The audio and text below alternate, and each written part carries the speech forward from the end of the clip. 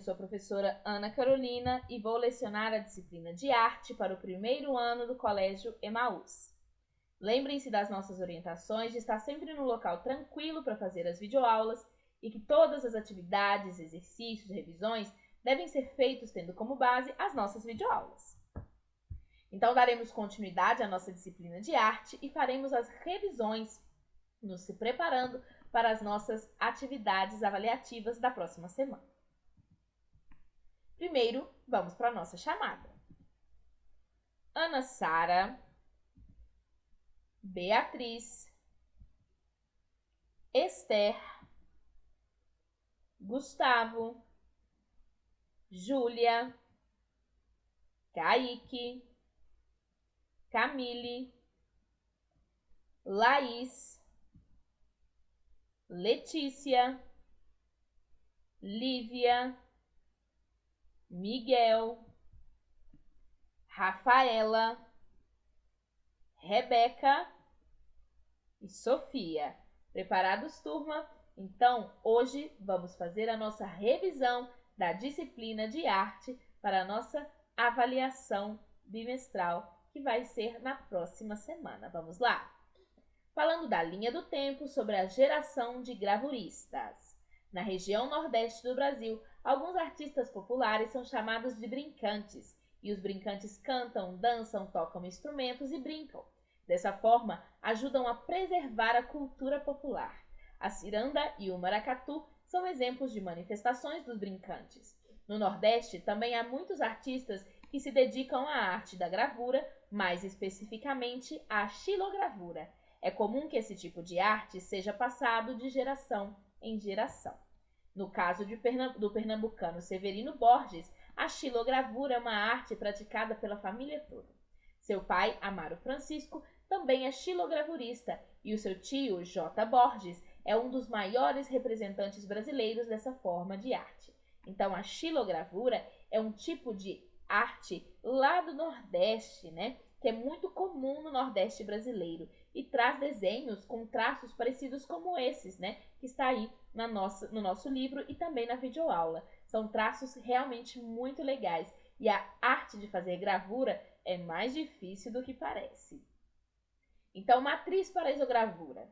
Para reproduzir uma gravura, é necessário preparar uma matriz com a figura a ser aplicada, que deve ser feita de modo invertido, como no exemplo abaixo. Então, para fazer uma xilogravura como esta, né, nós precisamos criar um molde. Esse molde normalmente é feito na madeira, né, para ser mais durável. Ele precisa ser esculpido na madeira de modo invertido, para que quando ele seja aplicado no papel, ele fique do modo como a gente gostaria que ele ficasse. Então, observem que a segunda, né, imagem nós temos uma escrita, certo?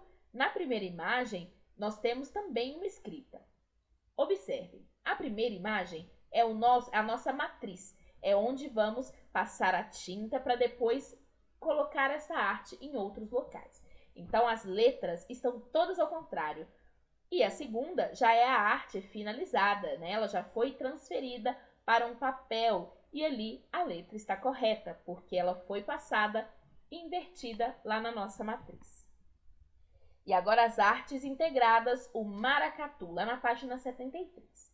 Na cultura popular brasileira, há muitos exemplos de folguedos. Os folguedos são festas populares realizadas em várias regiões do país. Inclusive aqui no Sudeste, nós temos vários folguedos. Depois vocês podem pedir ajuda para o pai, para a mãe de vocês, para pesquisar sobre os folguedos da região Sudeste. Essas festas integram várias linguagens artísticas, como a música, a dança, o teatro e as artes visuais, e podem ter origem religiosa ou folclórica. Então, os folguedos, né, eles não têm apenas um tipo de arte, eles têm vários tipos de arte integrados. Normalmente, o teatro, a dança e a música estarão sempre presentes nos folguedos. Um exemplo de folguedo é o maracatu, muito comum na região Nordeste. E o maracatu tem raízes africanas, então por isso é tão diferente da cultura que a gente está acostumado, né? Porque ele foi inspirado, ele recebeu influências das culturas de raízes africanas. E o tema 5 iniciamos, né, com os brinquedos inventados lá na página 76. Como você já deve ter percebido, existem brinquedos feitos de vários tipos de material: madeira, tecido, plástico, borracha, metal, entre outros. E é possível fazer brinquedos com quase tudo, até com aquilo que geralmente iria para o lixo. Então falamos, né, do Bispo do Rosário, que não deixava nada ir para o lixo. O artista sergipano Arthur Bispo do Rosário explorou diversos tipos de material em suas criações. Observando a imagem deste carrossel, nós podemos perceber que ele usou diversos materiais: madeira, tecido, temos ali alguns pedaços de corda, e todos eles poderiam ir para o lixo, mas esse artista viu potencial e acabou transformando o que para alguns era lixo em uma obra de arte. O Bispo do Rosário também costumava desfiar roupas velhas para conseguir linhas. Então, ao invés de comprar linhas novas, ele utilizava as que ele tinha, né, nos tecidos, já que os tecidos nada mais são que linhas trançadas e tecidas, né? Então, ele pegava essas roupas velhas que ninguém mais usaria e retirava as linhas para fabricar os bordados nas suas obras. Por exemplo, o artista costumava bordar figuras ou palavras em suas obras. Então, aqui na imagem, né, nós temos escrito ali, olha, cavalinho armado na praça, e depois não dá para ler o restinho do que é escrito, mas esse bordado foi feito com linha recuperada de roupas velhas. E aí, falando das coleções, né, as curiosidades, o Bispo do Rosário tinha o hábito de colecionar coisas que encontrava jogadas por aí. E a partir disso, ele fazia arte com essas coisas, né? E ele separava os objetos por tipo e os organizava sobre uma superfície, formando composições como as apresentadas nessa página. Então, ele não só guardava, ele transformava essas coleções em obras de arte, né? Como essa coleção de chinelos, que está composta de maneira artística, ou então a de copos, que está ali muito legal, parece até mesmo uma obra de um museu, não é? De tão bonito. E o teatro de objetos, lá na página 84. Apesar de a maioria dos objetos já ter uma função, é possível inventar novos usos para eles. Uma régua, por exemplo, serve para medir ou para ajudar no traçado de uma reta, mas também é possível transformá-la em um tipo de martelo ao prender uma borracha em sua ponta. Basta um pouco de imaginação. E foi pensando nisso que a companhia Trucks criou o espetáculo construtório. A peça, né, tem ali 3 operários como personagens e que vão transformando os objetos em outros, né? Para que isso aconteça, é preciso que haja a interação entre as pessoas e os objetos. Observem esse cone de trânsito que foi adicionado com um cano nas costas, um capacete e 2 óculos. Sendo assim, virou uma abelha. E a linha do tempo falando sobre a arte interativa. Assim como interagimos com os objetos para dar novos significados a eles, como vimos lá na companhia Trucks, né, que eles transformam um objeto em outro, existem obras de arte que também precisam da nossa participação para serem bem compreendidas, como as obras da mineira Lygia Clark. Ela fez vários pedaços de metal unidos por dobradistas se transformarem em animais conforme as pessoas iam modificando essas placas de lugar.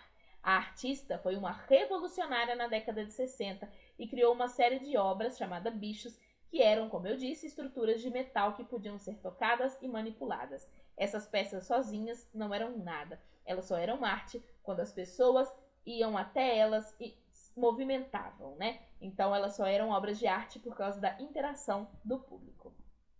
Antes da Lygia Clark, né, antes disso, a maioria das obras era feita somente para ser observada.